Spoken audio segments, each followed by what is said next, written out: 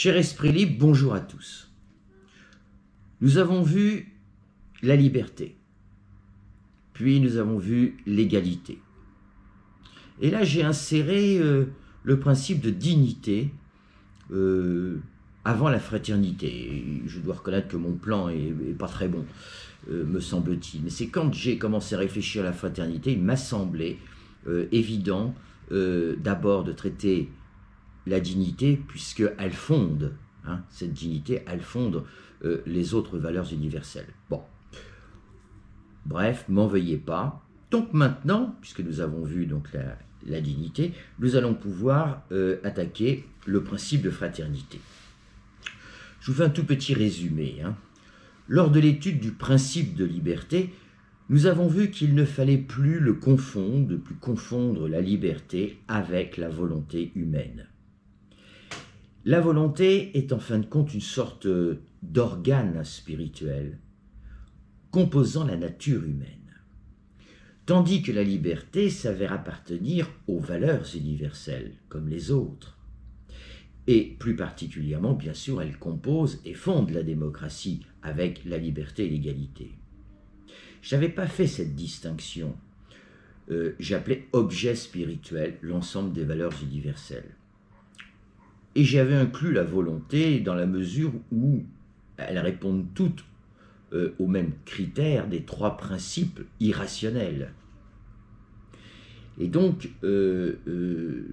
là, comme je voulais un peu mieux bien sortir, disons que j'ai une différence de statut entre la volonté, qui est donc un organe spirituel appartenant, composant la nature humaine, tandis que les valeurs universelles, certes gravées dans nos cœurs métaphoriques et biologiques, on peut les faire vivre ou pas. Et c'est du reste d'ailleurs la volonté qui est cet organe fabuleux, illimité, inconditionnel, qui pense dans un espace-temps illimité.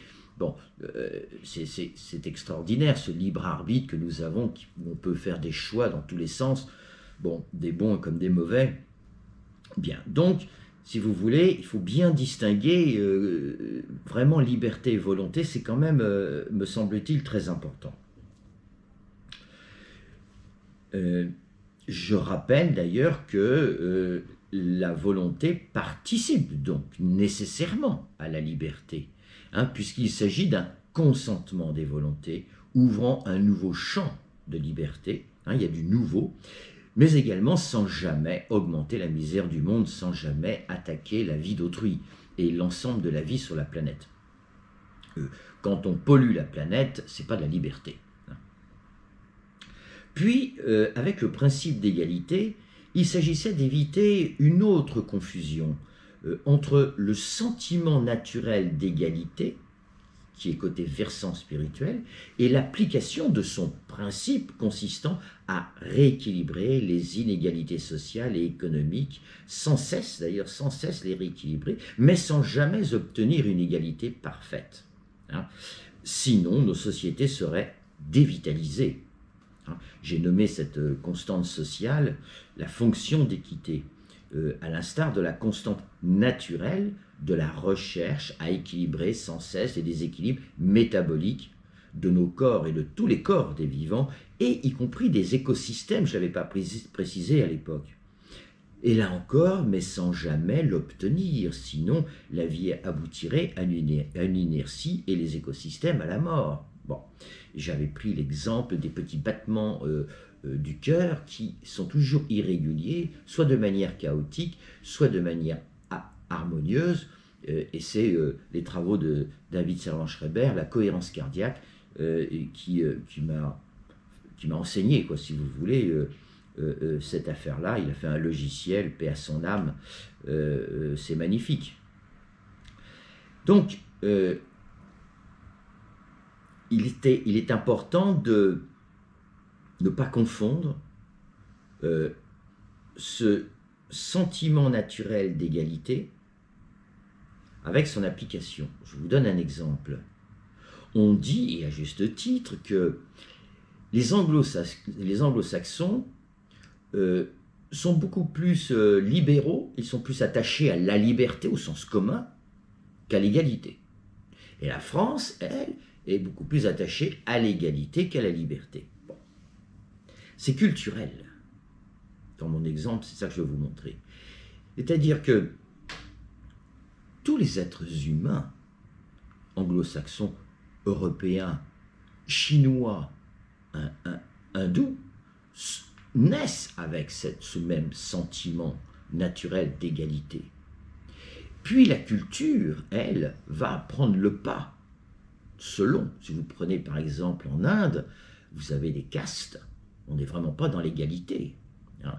Eh bien, il faut quand même savoir que ça fait des millénaires qu'ils vivent comme ça. Je peux même vous dire, on peut même penser que la culture, parce que ça nous le savons avec l'épigénétique, je ne vous en ai jamais parlé, mais c'est très intéressant, l'épigénétique, c'est le fait que notre alimentation, notre manière de vivre, nos déviations de vie, notre culture, nos mœurs interagissent sur notre génome et altèrent parfois notre génome.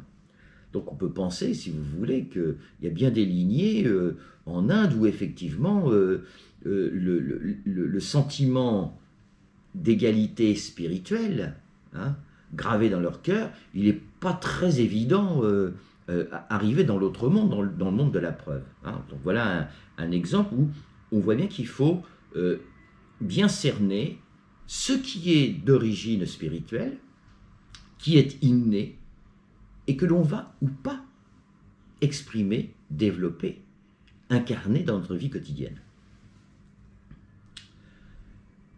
Puis nous avons vu, avec le principe de dignité, nous avons abouti à une définition de la dignité en tant que fondement, cette fois-ci vraiment la racine de la racine, fondement substantiel de l'ensemble des valeurs universelles gravées dans nos cœurs dès la naissance. Hein. Donc notamment la liberté et l'égalité au sens où je les ai définis. Bien sûr, il en sera de même pour la fraternité que nous allons voir. Et vous voyez bien la différence, là encore, entre la volonté qui fonctionne avec les mêmes principes, mais en fait, si vous voulez, c'est elle qui est un peu le patron.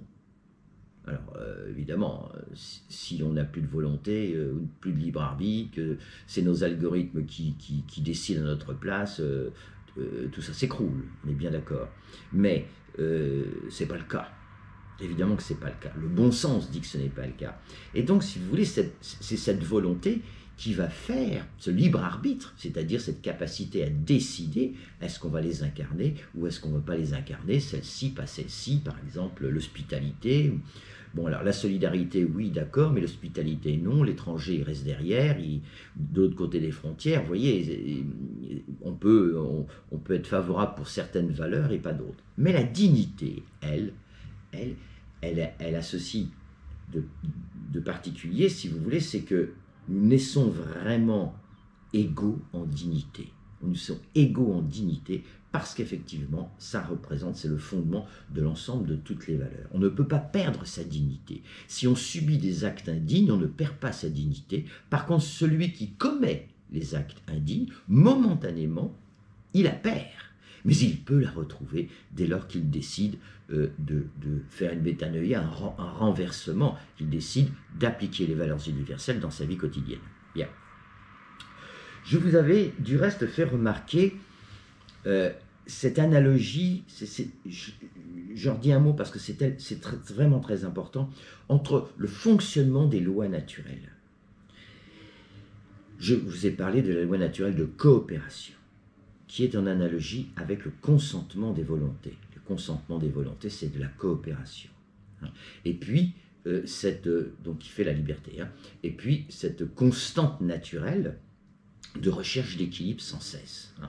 Eh bien, évidemment, comme elle existe dans la nature, comme elle existe dans nos corps, il faudrait que nous comprenions que c'est notre modèle à suivre. Hein. Et c'est donc dans ce sens que nous avons, je vous ai proposé cette constante d'équité, hein, c'est-à-dire que l'égalité, c'est pas l'égalitarisme, c'est pas tout le monde est égaux, hein, on est tous différents, mais par contre, nous avons dans nos vies quotidiennes, jusqu'au sommet des États, à constamment chercher à rééquilibrer les inégalités sociales et économiques qui découlent bien souvent de nos différences innées. Donc, je voulais que y ait vous ayez vraiment ce rappel, si vous voulez, l'importance de bien regarder. Nous sommes issus de la nature, et donc c'est très important de regarder avec un peu de hauteur, avec un peu d'intelligence, si l'on veut, comment fonctionne réellement la nature, pas juste voir que des prédateurs, voyez, et s'apercevoir comment ces lois naturelles fonctionnent, pour que nous puissions les adapter, je ne dirais pas les imiter, mais les adapter à la vie sociale humaine. C'est en les suivant que l'on se sortira, parce que c'est en nous, ces valeurs sont en nous. Et si on s'y oppose, on fait ce monde, on fait ce monde depuis donc 6-7 000 ans, un monde d'égoïsme. Bien, abordons donc maintenant le principe de fraternité. Conceptuellement, deux sortes de fraternité s'imposent à l'esprit. Il y a les fraternités closes, vous retrouvez là les concepts de Bergson qu'on a déjà vus, les fraternités closes et la fraternité universelle, ou dites encore ouverte, close, ouverte. Voici trois exemples de fraternité close. Les cloîtres, comme son nom l'indique, les monastères, mais aussi les sociétés initiatiques comme la franc-maçonnerie, le martinisme, ou encore les mystères d'Éleusis chez les Grecs. Et puis, toute l'histoire révèle des fraternités que je nommerais encontres, puisqu'elles s'opposaient à toutes sortes d'oppressions, comme la fraternité du Front populaire, par exemple, ou les nombreuses jacqueries médiévales. Il y en a une quantité impressionnante. Et contrairement, si vous voulez, à la fraternité universelle, toutes ces fraternités, quelque part, s'opposent à un tiers exclu. C'est ça la différence entre les fraternités closes, fermées, limitées, et la fraternité universelle. Il n'y a pas de tiers exclu dans la fraternité universelle. Et même si les sociétés initiatiques défendent l'idée théorique de fraternité universelle, dans les faits, il y a d'un côté les frères et les autres de l'autre côté. Il y a le monde sacré et le monde profane. Voyez ? Certes, elles ont le mérite de promouvoir la fraternité universelle. Au niveau politique, une fraternité populaire cherche à rassembler la majorité du ou des peuples sur fond idéologique. Par exemple, l'internationale communiste. Dans l'idée, ça consistait à rechercher à rassembler tous les prolétaires de la planète, mais toujours contre la bourgeoisie. Lutte de classe, on est dans le marxisme. Donc vous voyez, le problème entre les deux, on voit bien, si vous voulez, c'est que d'un côté, j'exclus, il y a un tiers exclu. De l'autre côté, rien n'est exclu. Et on va le voir, je vais vous relire ces beaux textes de Bergson que je vous avais déjà lus, mais qui montrent parfaitement bien cette distinction.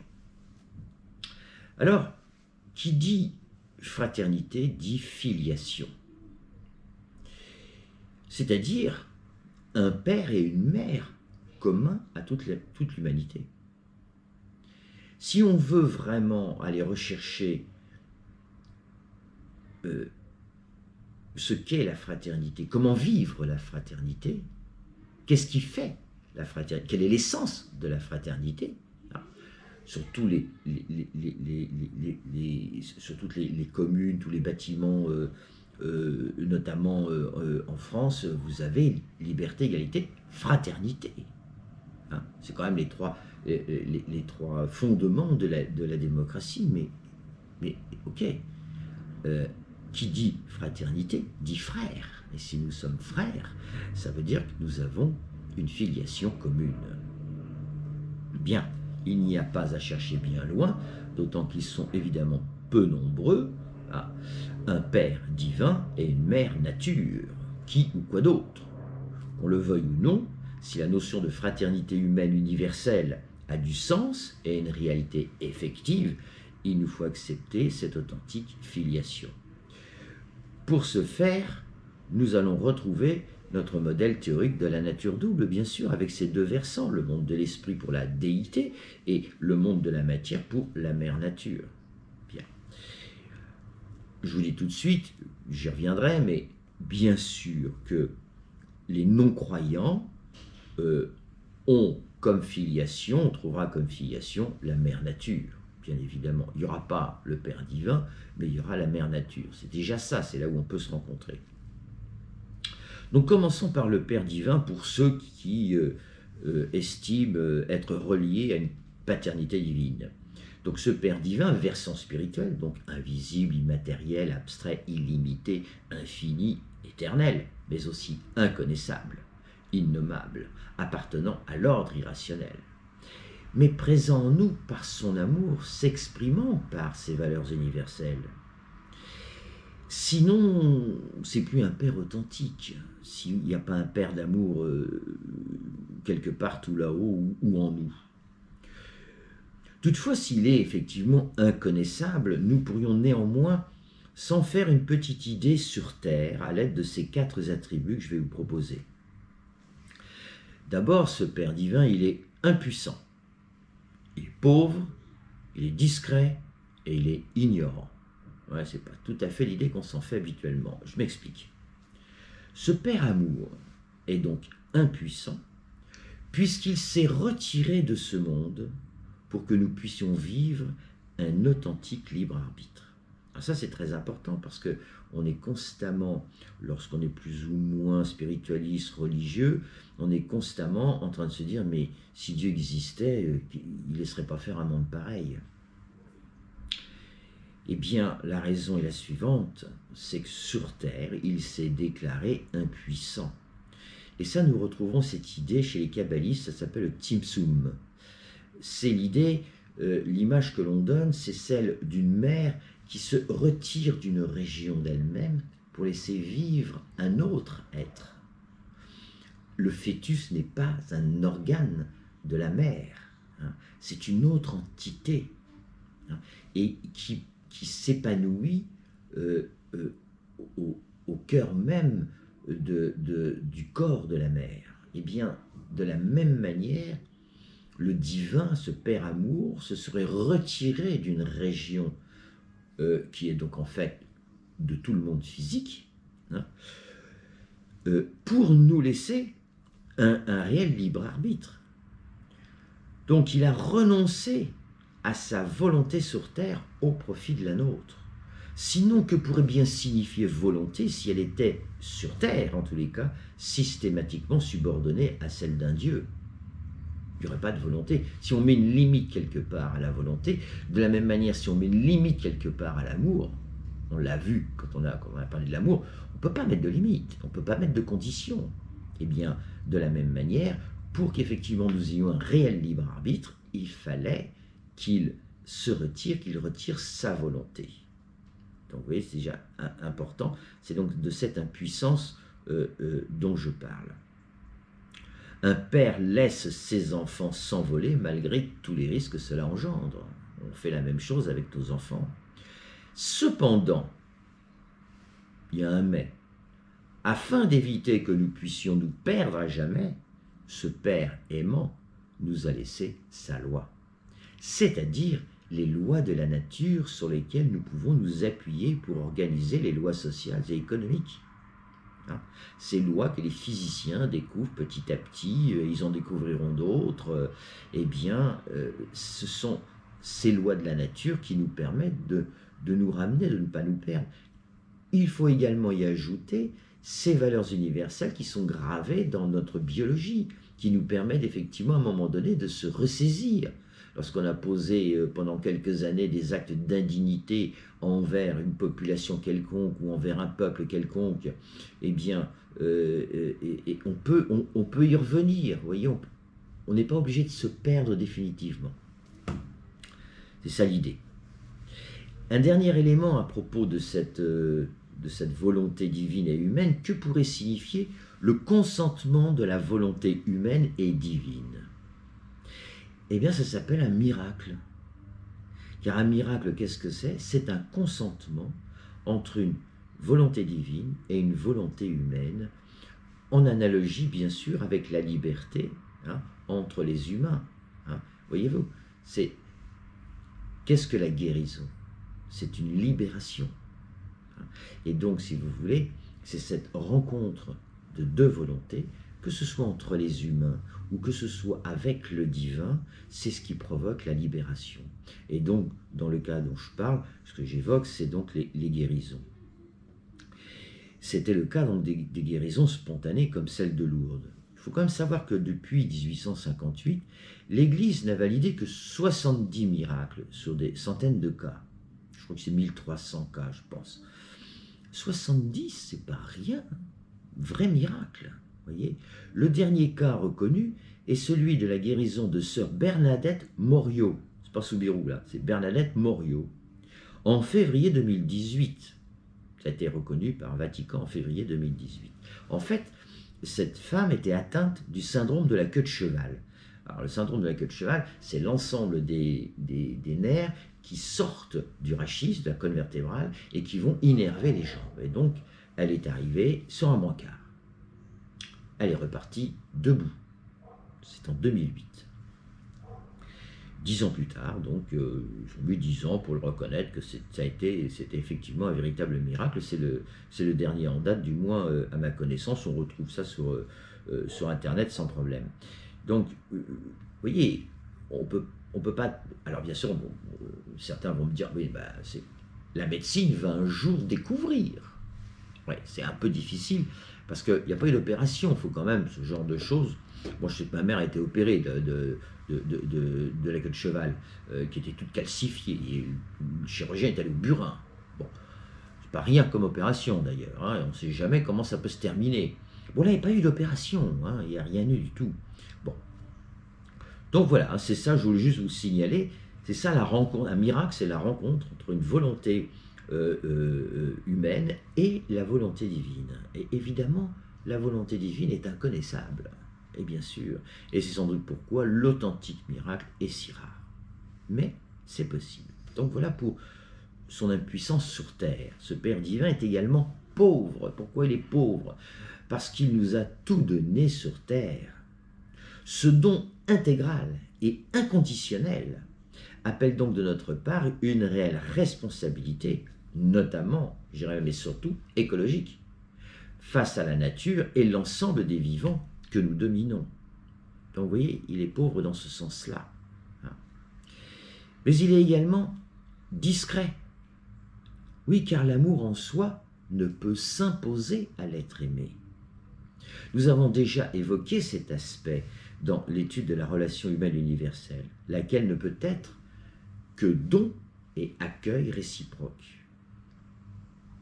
Dès l'instant qu'on s'impose dans une relation, on a quitté le champ de l'amour et de l'amitié. Hein, l'autre en face s'oppose. Et donc, les amants ne s'imposent pas mutuellement. S'il y en a un qui impose à l'autre, on n'est plus dans l'amour, on est au mieux dans l'amour possession, c'est-à-dire l'amour à l'envers. En revanche, c'est l'amour en soi qui s'impose aux amoureux. C'est ça le véritable amour, ça s'impose aux amoureux. Et c'est un grand mystère. Pourquoi certains, pourquoi pas d'autres? Grand mystère. C'est comme les miracles. Pourquoi certains guérissent? Pourquoi cette sœur? C'est pas parce qu'elle était une sœur, parce qu'il y a eu d'autres guérisons où c'était pas une fervente amoureuse du Christ. Hein. Et bien, pourquoi? Voilà, ça, c'est totalement inconnaissable. J'avoue que ça m'échappe totalement. En revanche, ce qui est sûr, si vous voulez, c'est que quand l'amour s'impose, alors les amoureux le savent immédiatement. Et il en est donc de même, bien sûr, pour l'amour divin. Si un amant ne peut pas imposer son amour à une aimée ou un aimé, de la même manière, Dieu le Père, qui est un Père amour, ne peut pas imposer son amour à la créature. Et c'est pourquoi nous, les êtres humains, nous pouvons tourner le dos à cet amour tout au long de notre vie terrestre. Après, il se passera ce qui se passera, mais nous avons cette possibilité. Hein. C'est pas le bon chemin. Enfin, le quatrième critère, ce Père divin est ignorant. Alors c'est un peu provocateur, je vous l'accorde. Mais pourquoi est ignorant? Parce qu'il ne sait pas l'essentiel. Et c'est quoi l'essentiel? C'est qu'il ne sait pas si nous allons répondre à son amour par l'amour. Souvenez-vous de la troisième profession de foi de l'abbé Pierre, quand je vous ai un peu raconté que j'avais reçu la foi, puis un jour j'avais lu chez l'abbé Pierre ces trois professions de foi. La première, Dieu est amour. La seconde, et il nous a dit qu'il nous aimerait éternellement. Il y avait la notion d'éternité, vous voyez. Et sa troisième profession de foi, et à son amour, nous avons à répondre par l'amour. Hein, c'est les propos quasiment exacts de l'abbé Pierre, c'est quand même très très bien dit, c'est magnifique. Au vrai, l'amour en soi suppose une altérité composée paradoxalement de trois termes. L'aimant ou l'amant et l'aimer, et l'amour en lui-même. Et c'est donc tout ça le mystère qu'évoque le dogme de la très sainte Trinité, qui est présente chez toutes les philosophies spirituelles sous une forme ou sous une autre. Je vous donne deux exemples. Si vous avez dans l'hindouisme, vous avez Brahma en haut, Vishnu et Shiva. Et vous retrouvez la même chose en Égypte avec Osiris, Isis et Horus. Et vous avez toujours le Père, la Mère et le Fils. Vous avez chez les Amérindiens le grand-père esprit, la grand-mère esprit et l'esprit. Vous voyez, vous pouvez, on le retrouve comme ça chez les kabbalistes. Vous avez Keter, Okma et Bina. Hein, vous avez toujours cette trinité en haut des panthéons. Bon. Parce que c'est le modèle de l'esprit qui est un modèle d'amour. Le modèle de la matière, c'est le 4. Le modèle de l'esprit, c'est le 3. Ce qui fait que le 3 et le 4, ça nous fait 7. Et là, vous retrouvez les 7 notes de la musique, les 7 rayons de l'arc-en-ciel, les 7 jours de la... on est beaucoup bâti sur le chiffre 7. Tous les nombres ont un aspect positif et un aspect néfaste si on les vit mal. Mais il y a une ontologie des nombres qui est très intéressante, mais ce n'est pas notre sujet aujourd'hui. Donc le voilà, ce mystère divin, tel que nous pourrions l'approcher sur terre. Car au ciel, bien évidemment, il est tout-puissant, il est riche d'amour, il est omniprésent, il est omniscient, on est bien d'accord. Hein, voilà. Mais sur terre, vous voyez, impuissant, hein, pauvre, ignorant, discret. Hein, voilà. C'est ça ce Dieu sur terre, voyez-vous, c'est comme ça qu'il faut l'appréhender. Et appréhender donc cette filiation. Passons à la mère nature. Alors là, on est dans le versant matériel, visible, fait donc de matière concrète, connaissable, notamment par la science, nommable dans ses multiples formes. Oui, c'est tout l'inverse, c'est symétriquement inverse. C'est toujours le même procédé que j'emploie, mais limité dans son espace-temps, dans l'espace-temps terrestre, bien sûr. Hein. Alors, en effet, elle est toute puissante puisque elle nous a donné la vie et nous l'offre chaque jour. On ne reçoit pas la vie une fois de ce point de vue-là, du point de vue énergétique, du point de vue vital.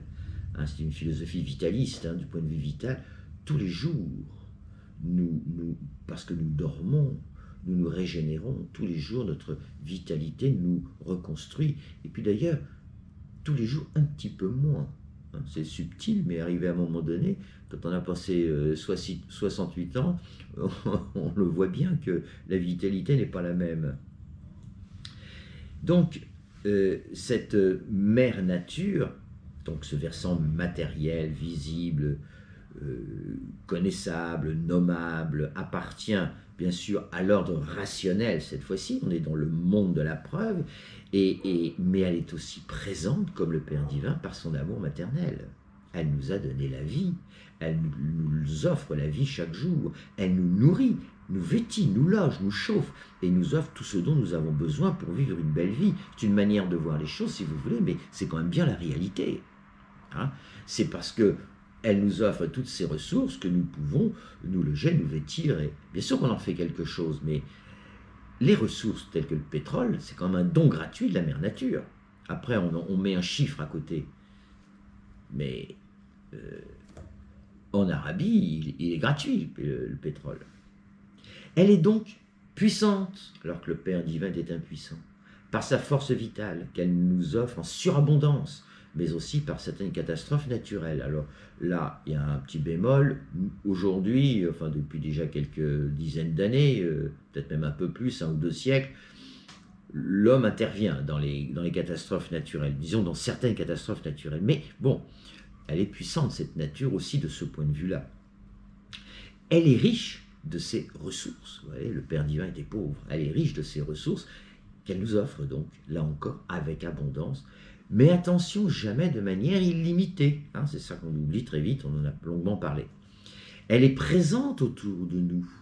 Hein, donc, le Père divin était discret. Hein. Elle est présente autour de nous à tout instant dans nos vies quotidiennes. Comment vivre sans ses ressources, hein, sans son oxygène, par exemple. Hein. Elle se laisse connaître, hein, par ses lois naturelles de la physique, qu'elles soient newtoniennes, qu'elles soient quantiques, ou celles que les physiciens découvriront plus tard, celles que les médecins découvriront plus tard. Elle se laisse connaître. En synthèse, face à la question de la filiation, donc c'est ça ce qu'on cherchait, les attributs du Père divin sont donc immatériels, invisibles et abstraits, hein, tout ce qui est substance, esprit, tandis que les attributs de la mère nature sont matériels, organiques, visibles et concrets. Hein. Alors voilà pour la fraternité, la filiation de la fraternité universelle. Qu'en est-il de la filiation des fraternités closes? Quelle serait leur filiation, si je puis dire? Par exemple, une juste cause,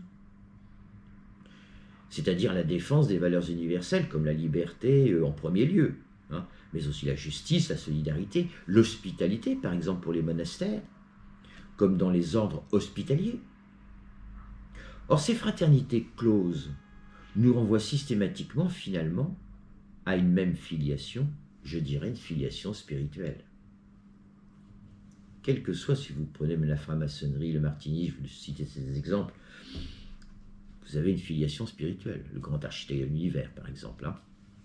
Si je prends l'exemple, un autre exemple peut-être plus laïque, je dirais encore, la Révolution française, je parle de 1789, elle combattait sous l'égide, les révolutionnaires combattaient en tous les cas sous l'égide de l'être suprême, avec une âme éternelle. Hein. En effet, comment unir ou réaliser une réelle fraternité, même close, même fermée, sans une filiation spirituelle? Donc vous voyez, pour la filiation universelle, je vais chercher un Père divin, une Mère nature, mais pour les fraternités closes, ils ne sont pas loin derrière, et en tous les cas, il y a au moins une filiation spirituelle. C'est du reste ce qui nous manque à notre époque, et qui produit l'absence de contre-proposition au libéralisme, qui lui tire sa filiation dans l'argent et le pouvoir. Car sans la puissance d'une filiation spirituelle, c'est l'argent qui se charge de réunir son pouvoir dans les mains d'une élite mondiale. Or, cette opposition entre filiation spirituelle et matérialiste, pas au sens philosophique, vision de l'univers, hein, au sens mercantile, existe depuis l'origine du néolithique. Ce que je vais vous dire, ça fait 6-7 000 ans. Hein, de toute manière, on a d'un côté une filiation spirituelle avec les religions, etc. Mais en fait, il y a toujours l'élite dominante qui était intéressée quand même par les richesses, les possessions.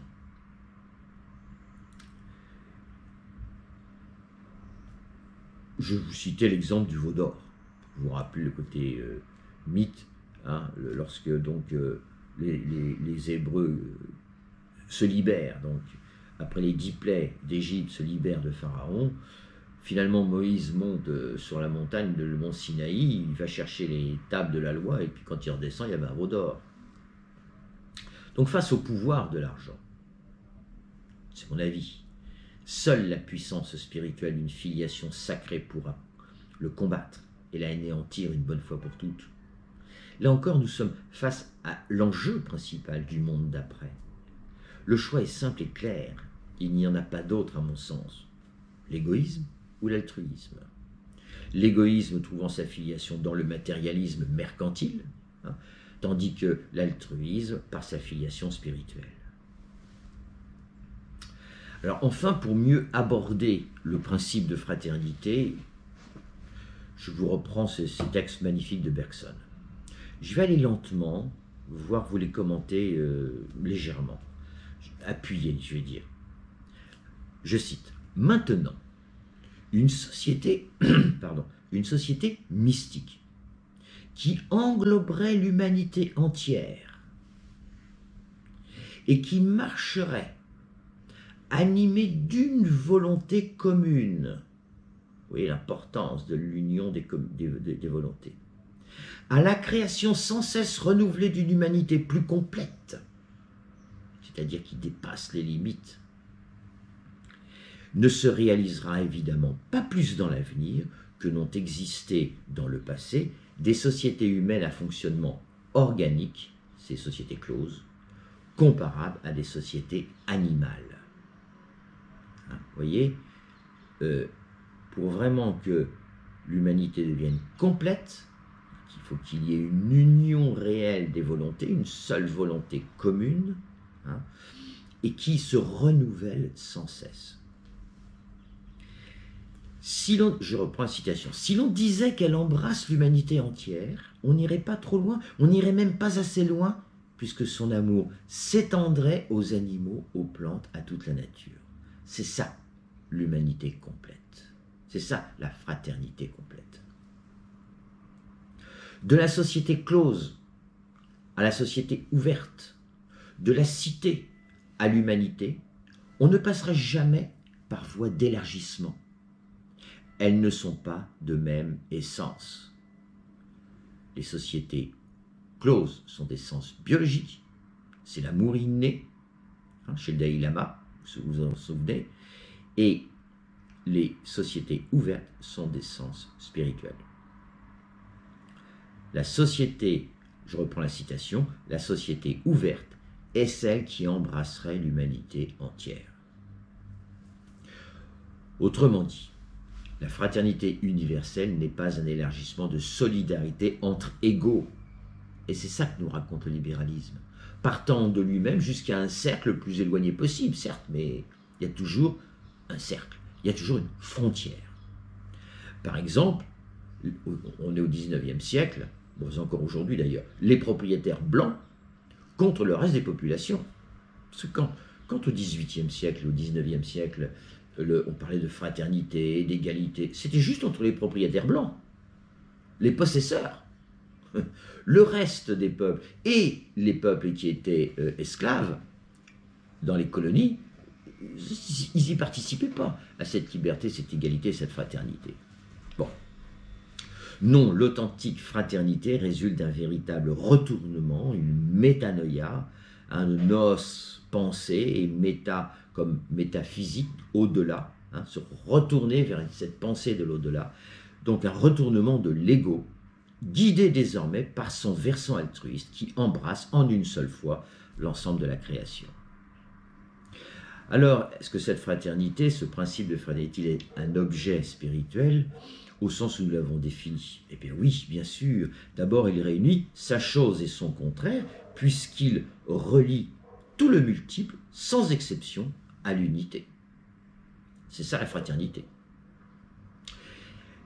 Cette fraternité est à la fois un et multiple, à la fois.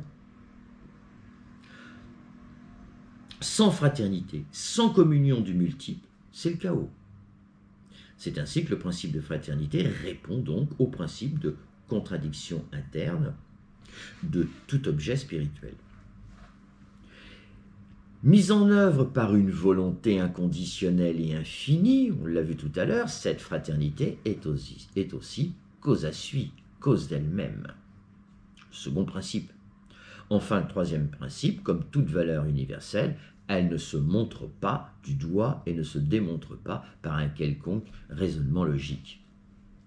En synthèse, la fraternité s'avère donc le but ultime de l'incarnation sur Terre de toutes ces belles valeurs universelles de l'amour.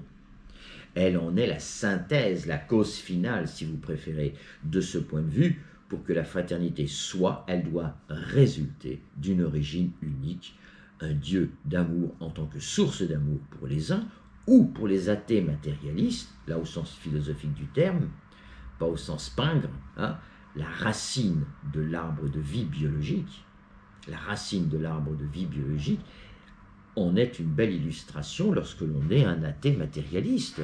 Hein. Quelle que soit notre vision de l'univers, croyants ou athées, pourrions-nous encore nier une seule et unique paternité à l'humanité? Pas du moins depuis Darwin. Hein. Là, on peut se retrouver. C'est ça que je vais vous montrer. J'essaye toujours, si vous voulez, de fraterniser entre croyants et non-croyants. Hein. Eh bien, en tous les cas, si on est non-croyant, nous avons bien une origine tous commune qui est tirée du darwinisme, qui est quand même magnifique. Hein. Une petite archéobactérie, il y a 3 milliards et demi d'années, 4 milliards et demi d'années, puis qui a constitué, toutes ces bactéries ont fait comme ça des cellules, et puis des organes, et puis des corps, et puis des mammifères, des poissons, toute la nature d'aujourd'hui. On a bien une racine commune, c'est ça que je veux vous dire. Hein. Et puis quand même, qui peut se passer de l'amour? Qui peut vivre sans amour? Là aussi, si vous voulez, il y a quand même quelque chose. Donc, dans la même veine, voici comment Bergson décrivit cet amour mystique. Parce que vous avez remarqué, c'est celui-là, si vous voulez, qui fraternise vraiment. Et lequel, nous avons vu, fonde, donc cet amour mystique, fonde le principe de fraternité, du moins chez Bergson. Là, c'est tellement beau ce qu'il écrit.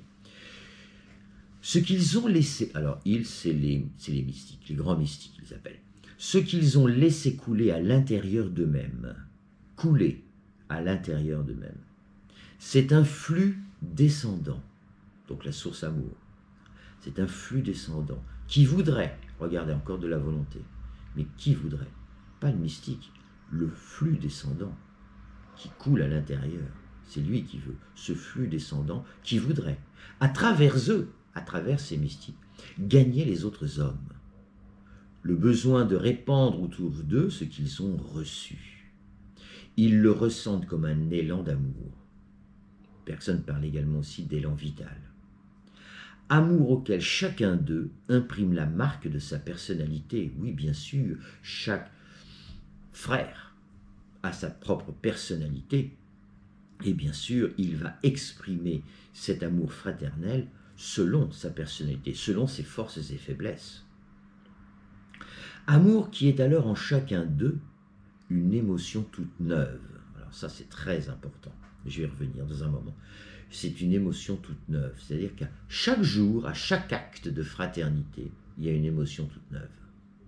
Capable de transposer la vie humaine dans un autre ton, un autre niveau, une autre tonalité. Amour qui fait que chacun d'eux est aimé, ainsi pour lui-même, et que par lui, pour lui, d'autres hommes laisseront leur âme s'ouvrir à l'amour de l'humanité. Je fais cette remarque à croire qu'il a reçu lui-même cette grâce, tant il le dit vraiment avec bonheur. Et de ce que j'ai pu lire des commentateurs de Bergson, il recherchait de vivre une expérience spirituelle. A priori, il ne l'a pas vécu, il n'a pas reçu, cette grâce, si vous voulez. Et je vous ai donc raconté, moi, quand j'ai reçu la foi. Et ce que je veux vous dire, c'est qu'avec la foi, donc cette conviction que Dieu est amour, hein, les 3 professions de foi, de l'abbé Pierre, avec, vous recevez un package. C'est-à-dire que vous ne pouvez plus voir l'amour, même dans l'amitié, dans sa plus simple un sourire d'un enfant que vous croisez, vous ne le voyez plus, vous ne le vivez plus de la même manière. Et ce que je trouve exceptionnel, c'est que Bergson apparemment n'a pas pu... Bon, j'avais mon prof de philo, là, quand j'étais en fac à l'âge de 50 ans, il se moquait. Alors, il aimait quand même bien Bergson, puisque il était quand même prof de Bergson, quoi. C'était quand même l'enseignement principal, c'était Bergson. Mais il aimait bien se moquer de lui, parce que il cherchait à faire tourner les tables. Il faisait du spiritisme. Bon. Et donc il se moquait de lui parce qu'évidemment, c'est pas très rationnel, c'est pas très philosophique, vous voyez. Non. Bon. Il cherchait. Hein, il aurait voulu toucher du doigt, est-ce que je peux le comprendre, hein, toucher du doigt cette réalité spirituelle. Eh bien, quand on a eu cette chance, si vous voulez, hein, comme cette sœur qui s'est retrouvée, elle arrive sur un brancard, elle repart à pied sur ses deux jambes, vous imaginez bien qu'elle voit le monde et les hommes complètement différemment. Nécessairement, elle est passée du côté de l'amour universel, avec une seule filiation, un père amour et une mère nature amour. Vous voyez, ça s'impose. Bon. Dans Sagesse, un livre de Michel Onfray, il nous offre une synthèse dans sa préface, tout aussi matérialiste que spirituelle, de mon point de vue, à partir de la philosophie romaine.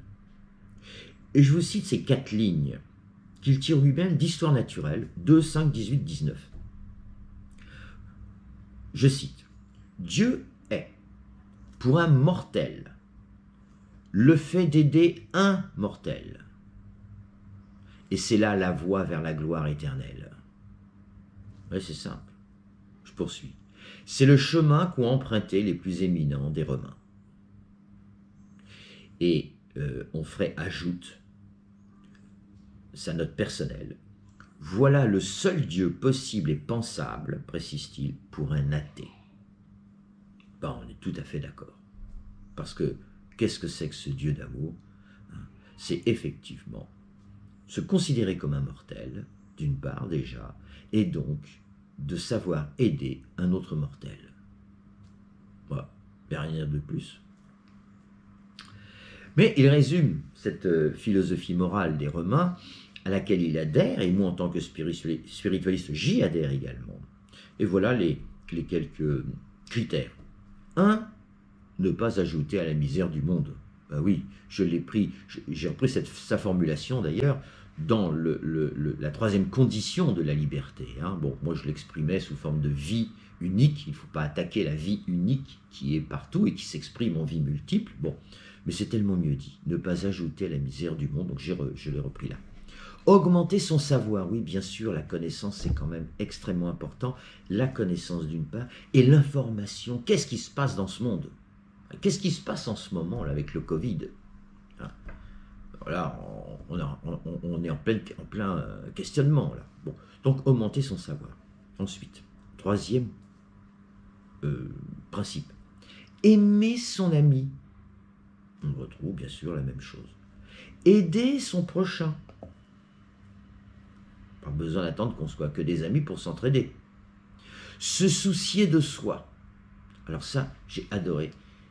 Parce que dans les psychologies comment on appelle ça, de performance personnelle, c'est pas ça l'expression. On est toujours en train de nous expliquer qu'il faut apprendre à s'aimer. Il faut s'aimer soi-même. Bon, j'ai horreur de cette expression. Je trouve que ça nourrit l'ego, c'est terrible. Bon, pour qu'il y ait de l'amour, il faut une altérité. Bon. Et donc, je comprends bien l'idée. Eh bien, l'idée, c'est se soucier de soi. Voilà, ça, c'est cette idée-là, et elle est très très bien dite.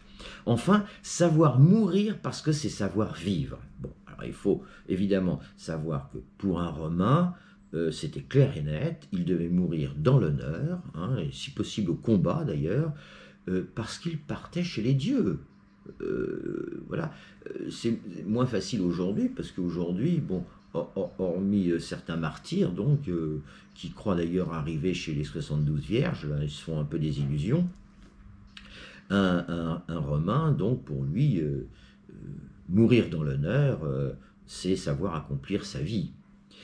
Je vous propose une autre version, une autre formulation, parce qu'en fait, de quelle mort s'agit-il durant notre vie? Ben, c'est la mort de l'ego. Et vous avez le poète Henri de Régnier qui le disait de cette manière, et c'est cette manière qui me semble aujourd'hui le plus adaptée.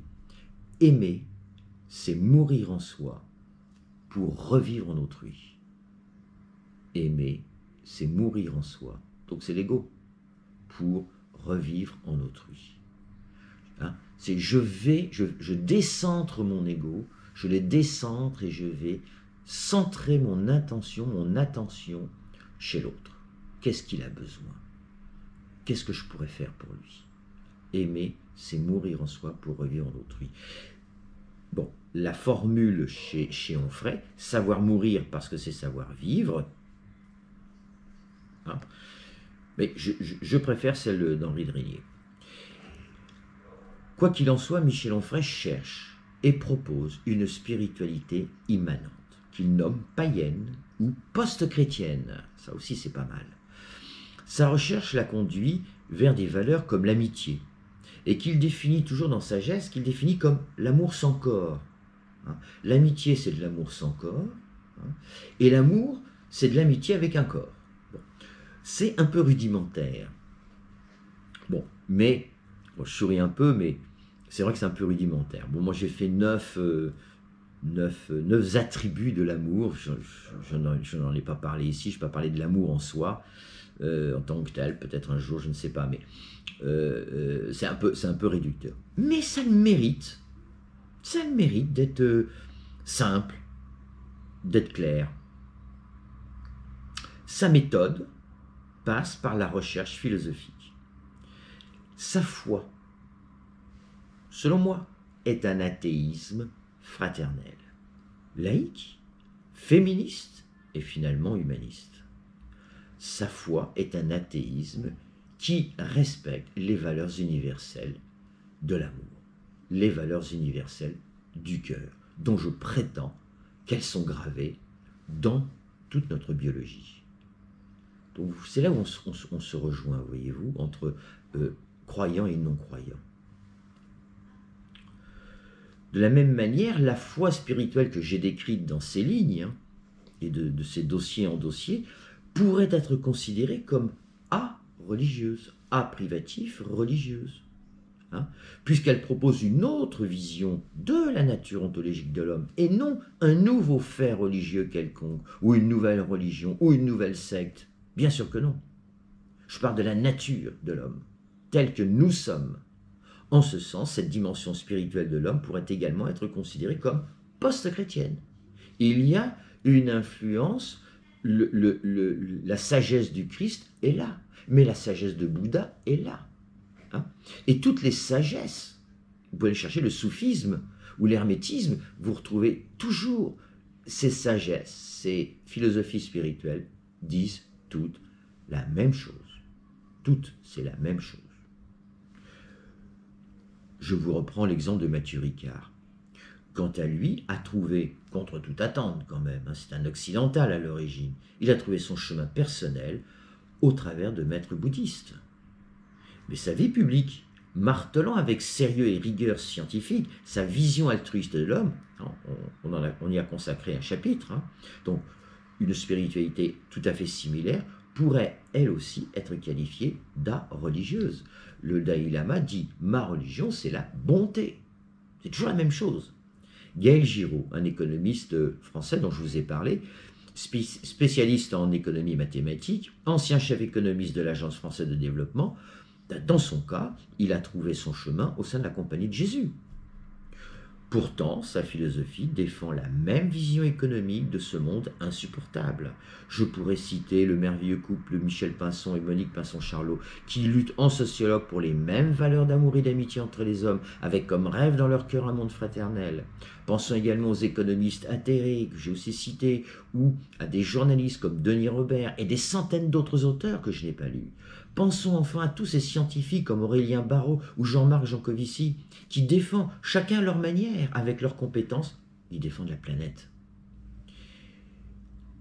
Il n'y aura pas d'écologie s'il n'y a pas une égalité, pas une égalité sociale, mais une justice sociale, fondée sur cette fonction d'équité. On ne fera pas d'écologie si on ne fait pas un monde altruiste. Il n'y aura pas d'écologie sans altruisme.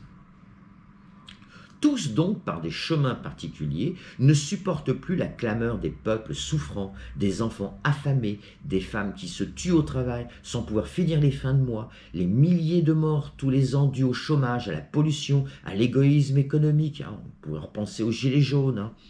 Même la planète ne souffre plus, ne nous souffre plus, pendant que nos gouvernants se jouent de nous sur son dos avec des mots sans acte. Hein? Même la planète ne nous souffre plus. Redonnons donc à l'homme sa dimension spirituelle. Et pourquoi pas sous sa forme païenne. Je vous prie de m'excuser, j'ai une petite correction à faire. Voilà, je suis à vous. Le paganisme grec ou romain, ou toutes les formes de paganisme, eux aussi sont de nature spirituelle. Bien sûr, ils racontent évidemment la même chose. Vous savez, la bagarre entre monothéisme et polythéisme est tout à fait ridicule. Alors évidemment, à l'époque de Saint-Augustin, il fallait imposer le christianisme, ok, alors ils coupaient des têtes, bon, ok, très bien, mais si vous voulez, ça n'a pas de sens. C'est comme d'opposer culture et nature. Il faut aller voir dans la nature pour que notre culture esthétique, éthique, ethnologique prenne sens, si vous voulez, soit fondée sur quelque chose de vrai. Il faut aller chercher la nature. Opposer passion et raison, c'est la même chose. Il faut les marier ensemble. C'est ça l'idée générale. Eh bien, quand vous allez dans le paganisme, vous trouvez de très très belles choses. Vous trouvez de très très belles choses chez les Incas, avec Viracocha. Vous trouvez un panthéon aussi, et vous trouvez la même sagesse. Donc, si vous voulez, si Dieu existe, ou pas, mais s'il existe, il ne demande pas que nous croyions en lui. Voilà, ça qui est très important. Ça, c'est une affaire personnelle entre l'individu, la personne, les personnes. L'étymologie latine, c'est personne, par le son. Hein? Donc c'est une affaire personnelle, par le son. Hein? C'est l'idée du verbe créateur. Hein? Donc, de manière personnelle, c'est nous que ça regarde, on est bien d'accord avec ça. Donc, il ne demande pas que nous croyions en lui. Mais en revanche, il est à genoux sur son prix homme et nous supplie de croire en l'amour, de croire en un monde fraternel. Formulons donc une religion d'amour laïque, athée. Éduquons nos enfants en leur apprenant nos forces, l'altruisme inné au départ, et nos faiblesses, cet égoïsme insatiable. Alors le monde changera peut-être de face et nous pourrons vivre en paix. Tel est le vœu, me semble-t-il, le plus profond d'une grande majorité de l'humanité. Qu'attendons-nous ? Alors je vous remercie. La prochaine fois, je vais vous proposer un nouveau récit. En fait, je vais vous reformuler tout ce que j'ai fait sous forme d'un récit à partir d'une idée originale de M. Harari dans Homo sapiens et Homo Deus. Je vous en ai déjà parlé, mais je vous en parle donc la prochaine fois dans le prochain dossier. Merci à vous.